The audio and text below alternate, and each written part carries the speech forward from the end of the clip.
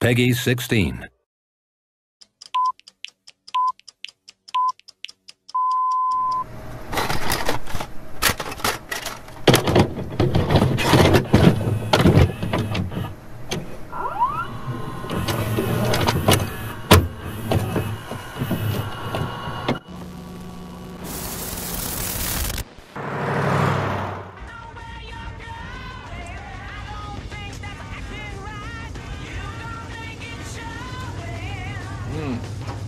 Delicious. I don't know why you have to be such a grouch. This is really good. Here, have some. Fuck you. Tutti fucking fruity.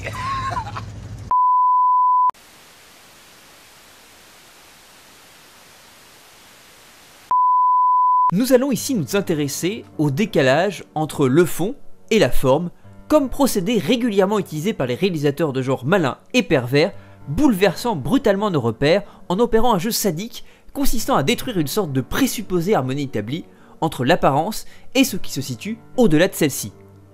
En d'autres termes, et pour reprendre une expression populaire, méfions-nous des apparences, celles-ci sont parfois trompeuses. L'horreur, le monstre, jaillit ainsi de là où jamais nous n'aurions pu l'attendre, de là où jusqu'alors il attendait patiemment, terré sous le masque de la vertu ou de l'innocence. Nous allons donc nous prêter à l'expérience des faux-semblants en nous attardant sur une série de films qui, me semble-t-il, utilise à merveille une pareille démarche visant à détruire les derniers bastions moraux auxquels nous croyons encore.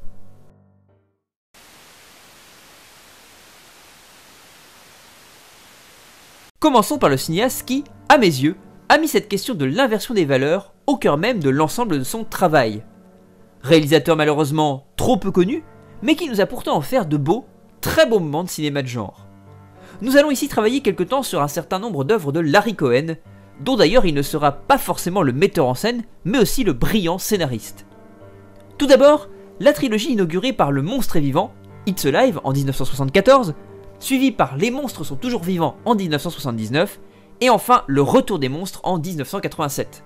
Trois métrages qui contiennent, selon Coursonon et Tavernier dans 50 ans de cinéma américain, des commentaires et des prises de position sur le sida, l'avortement surprenantes par rapport au genre. Chez Cohen, un événement, une catastrophe le plus souvent, révèle comme une sorte de catalyseur la véritable personnalité des individus, met en lumière leur réel visage. La séquence d'ouverture de Maniac Cop, dont il est le scénariste, est mise en scène en 1988 par son ami William Lustig, réalisateur du mythique Maniac en 1980 avec Joe Spinell et Caroline Munro, illustre à merveille l'obsession de Cohen. Une jeune fille est poursuivie, la nuit, dans une ville déserte par une bande de délinquants. Elle cherche désespérément l'aide. Au loin, un homme. Plus elle s'en rapproche, plus nous distinguons l'habit d'un policier. Elle se précipite vers lui, on ne voit pas son visage, mais l'uniforme ne fait plus aucun doute. Arrivée à sa hauteur, elle n'a pas le temps de lui adresser un mot, il l'abat brutalement. Ici, le protecteur de la loi, le gardien de la paix supposé, protéger et servir si l'on peut dire, se révèle, sous l'uniforme, un tueur sanguinaire se cachant sous les traits de la loi afin de mieux pouvoir la transgresser. Quand bien même celui-ci est horriblement défiguré, la nuit, dans l'ombre, seul paraît son uniforme, symbole de droiture morale, de justice.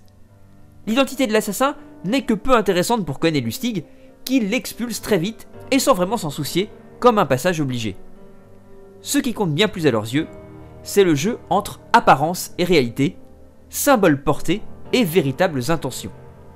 Le Monstre est vivant, quelques années en arrière, pose les bases du travail de Cohen, ainsi que les bases d'une saga qui, finalement, se refuse au jeu de la suite, se posant plus comme une tentative de double remake vouée à approfondir les figures instaurées dans le premier volet, dans une démarche finalement assez similaire à la saga Tetsuo de Shinya Tsukamoto. L'histoire est simple. Un couple dont la femme est enceinte, tout semble se passer pour le mieux, jusqu'à l'accouchement, où celle-ci enfante d'un bambin meurtrier. Premier renversement. Cohen fait de ce merveilleux moment dans la vie d'un couple qu'est la mise au monde le pire des cauchemars. La salle d'accouchement ensanglantée, remplie de cadavres, est à ce titre un beau moment d'horreur déstabilisante. Cette séquence n'est d'ailleurs pas montrée, elle est suggérée, vécue du point de vue du père qui attend dans le couloir l'heureux événement.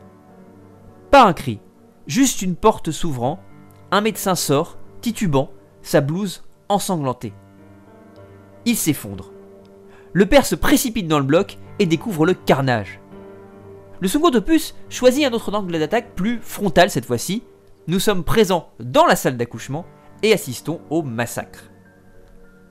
Second renversement, l'innocence du bébé et la violence de ses actes. Cohen, dans le premier volet, et non par manque de budget, décide de montrer le moins possible la créature. On peut même dire qu'à part quelques plans dans la pénombre lors du final, celle-ci n'apparaît jamais. Cela permet un jeu diabolique sur la bande-son. Les babillements adorables du bambin qui alertent les femmes, le petit terrifié à l'abandon pleure et les attire. Celles-ci se trouvent piégées par leur instinct maternel. Il s'agit là d'un pur choix esthétique. Se refuser de montrer le monstre, c'est, par là même, affirmer qu'il n'en est pas un. Le monstre reste hors champ, presque constamment. Le monstre est bien plus un bébé par les sons qu'il émet, la quasi-totalité du métrage, mais dès lors qu'il attaque, somme toute assez rarement, ces quelques gros plans sur deux petites dents acérées, prêtes à arracher la chair, le bébé devient soudainement un être monstrueux. Ce procédé sert en réalité à gommer le monstre que nous promet le titre de l'œuvre, afin de nous offrir quelque chose de bien plus dérangeant, une abjection cachée, définitivement invisible, qui peut jaillir de n'importe où, à n'importe quel instant. Ambiguïté terriblement angoissante donc, que le récit ne va jamais cesser d'appuyer avec sadisme, nous révélant que le nouveau-né est le résultat d'une mutation génétique provoquée par un certain médicament expérimental administré aux femmes enceintes par une mystérieuse entreprise pharmaceutique. Il devient donc la proie, celle qu'il convient d'abattre pour effacer toute trace de cette erreur qui pourrait coûter cher à ses commanditaires, les véritables monstres. De plus, le monstre n'est pas un prédateur. Encore une fois, il s'agit bien d'un véritable bébé qui n'a d'autre choix que celui de se défendre violemment, poussé par la peur à ses agissements sanglants. Le final s'avère hautement pessimiste puisque l'enfant est froidement abattu par la police, alors même que le père, qui refusait jusqu'alors sa paternité, se voit, contre toute attente, l'accepter comme fils et donc se trouve déterminé à sauver sa progéniture. Enfin, d'autres créatures naissent à divers endroits des États-Unis. Le cauchemar ne fait que commencer.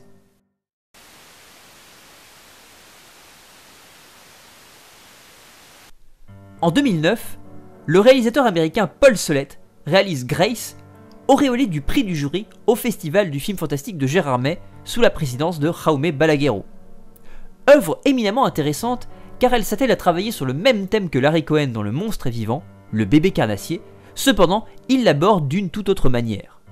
Enfin ici, pour être plus précis, nous nous trouvons plus face à une variation du mythe du vampire qui pousse de manière perverse les idées de Larry Cohen dans leurs ultimes retranchements, ce qui parfois, certes, frise le ridicule, mais la plupart du temps fait mouche de façon particulièrement désagréable.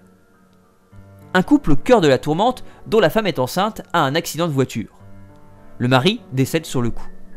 Le temps passe, elle accouche. Mais le bébé est étrange. Des nuages de mouches tournent constamment autour de lui, et celui-ci empeste la mort. Il dépérit à vue d'œil. Il refuse de se nourrir de lait. Lorsque sa mère lui donne le sein, il la mord et suce son sang. Immédiatement, il semble en meilleure santé, mais se remet à pourrir lorsque le besoin de sang se fait sentir. Dans Grace, l'idée est exactement la même que chez Larry Cohen. Le bébé monstre est avant tout un bébé, et cela est montré de manière claire, sans détour. Un véritable bébé incarne la créature, sans aucune difformité, sans rien qui puisse nous faire jamais soupçonner sa véritable nature.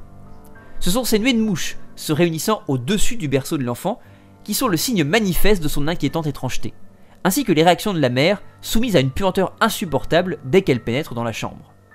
Puis, celui-ci la mord au sein. Elle comprend bientôt et lui prépare des biberons remplis de sang d'animaux, image particulièrement tordue. Encore une fois, Grace, puisqu'il s'agit bien sûr du nom de l'enfant, n'est, contrairement au bébé de Cohen, jamais agressive. Elle cherche juste à se nourrir pour survivre, elle subit sa condition, chute inexorablement vers la mort quand elle manque de sang, n'ayant pas les capacités physiques pour aller elle-même chercher sa nourriture. C'est un bébé, elle est donc nécessairement dépendante de sa mère. La violence se déchaîne autour d'elle, mais elle n'en est pas la cause première. Le meurtre sauvage de la belle-mère, à la fibre maternelle déviante et du médecin de famille ne sont que le résultat d'années de non-dits insupportables et d'intrusions malsaines dans la vie du jeune couple. L'arrivée de la petite Grace, minuscule caillou dans la chaussure, Innocence subissant une horrible malédiction va faire exploser toute cette haine et cette violence contenue. La monstruosité n'est pas non plus du côté du bébé vampire, mais de tous ceux qui s'agitent autour d'elle. La fin voit la mère fuir cet enfer avec sa meilleure amie et sage-femme. Elle se sacrifie pour sa petite, lui donnant à dévorer son sein en attendant de trouver mieux. Paul Solette, presque aussi brillamment que Cohen, arrive à détourner, à pervertir l'innocence. Cependant, il ne met pas sa créature, qui est une victime du sort elle aussi, hors champ, mais plein champ. Elle n'apparaît en aucune manière être un monstre, elle est un bébé doté de l'inquiétante étrangeté, abjection d'autant plus terrifiante qu'elle est encore et toujours plus proche de ce que nous connaissons, quasiment invisible.